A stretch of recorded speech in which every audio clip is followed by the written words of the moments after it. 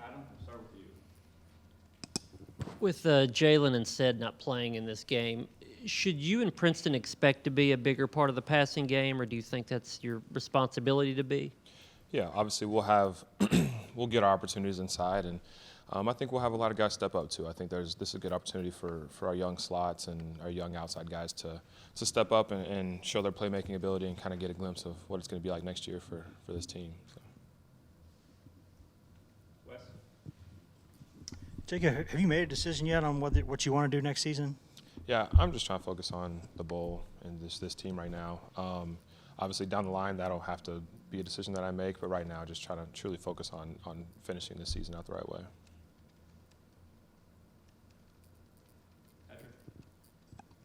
Jacob, have you seen any difference in Joe in some of these bowl practices, him sort of taking over being the guy, being the starting quarterback for you guys? What have you kind of seen from him, even going back to Vanderbilt? Yeah. I mean, Joe's always going to be the same guy, right? But I think he realizes he has a lot more, just responsibility, I guess. He's got to be that guy that, if something's not going right, that he's the one that steps up and says something about it. And he's fully prepared for that. And so I think he's ready for this moment, and he's excited to, unfortunately, that, whatever had happened with Hendon, it's unfortunate, but he's excited and ready to step into that role and I guess fill his shoes in a way, if that's how you want to think about it.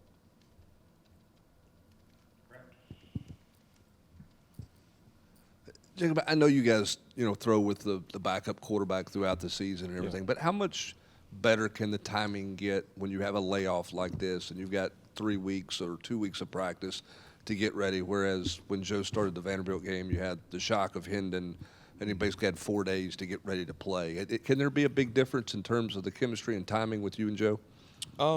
I guess. I mean, like you mentioned earlier, I think that's a lot bigger part of it than a lot of people think. I feel like people don't think that, we're catching footballs from Joe the whole season. I probably caught just as many balls from Joe as I did from Hendon throughout the season, right? So, that's done on purpose, right, for a reason, so that we're all ready at any time to step in there. So with full confidence that it'll be timed up and he'll be just fine, I think.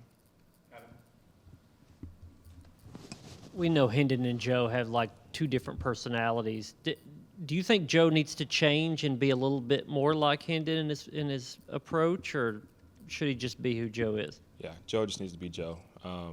He's gotten to where he is because of just being himself and being who he is, and he's got great energy and great talent, great skill, and just going out there and feeling confident in us and in himself to go perform is going to be the biggest thing.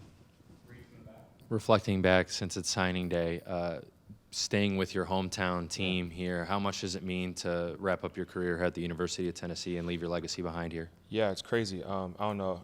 You guys probably do. You might not. On Snapchat, they get like these memories, right, where they just say, okay, 5 years ago today, this is what happened or what you were doing. And, yesterday it popped up the picture of me at signing day or whatever. A couple of my friends had sent it to me, how they had pictures of me on signing day. And it was 5 years ago, and you look back, and it's just crazy how far, I've come and how much more I've got to go. But, it's cool to look back and kind of think and just see that these guys now, like Nico and, and all these guys are just now starting that journey is pretty crazy. But it's cool to see for sure.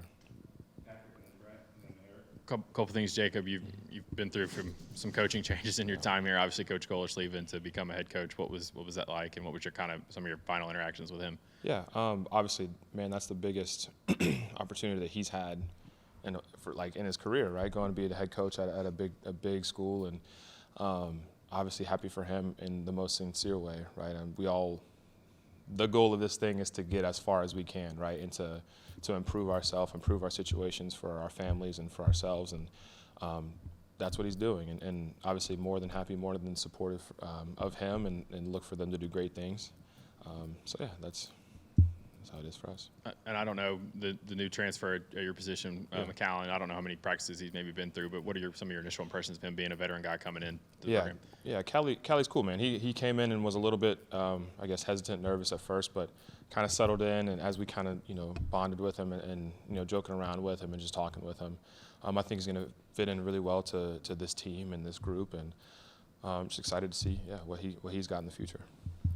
Jacob, what's the vibe like in your room now? I mean, you guys are two veteran guys. You Yeah. and Princeton just kind of run things. Is that kind of how it works? Yeah, I mean that's we're just doing what we can, man. I think we, not of anyone, but I think we understand this offense really well. We understand what's asked of us, and kind of the details of what we need to get done. So we can sit in there and watch the film and be able to diagnose it and be able to tell what's going on. But I mean, it's good to have some of our younger GAs and QCs and stuff step up and try to help us out. Just on details of maybe footwork or something that we're not seeing, or big picture wise that can help us out. So.